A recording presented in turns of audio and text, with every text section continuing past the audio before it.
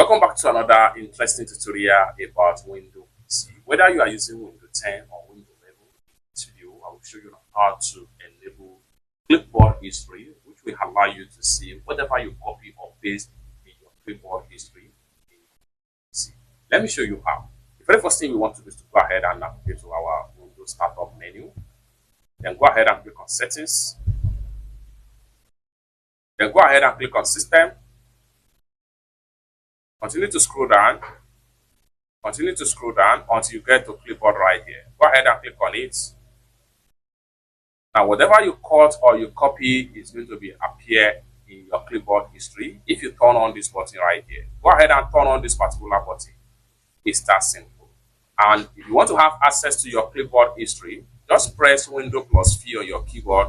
Then you have your clipboard history right here. It's that simple. So this was the last thing I copied on my screen right here. Windows plus V, you have access to your clipboard history. It's that simple. For more tutorial tips and tricks on how best to use your Windows PC, consider to subscribe. Thank you so much for watching, and I hope to see you in my next video.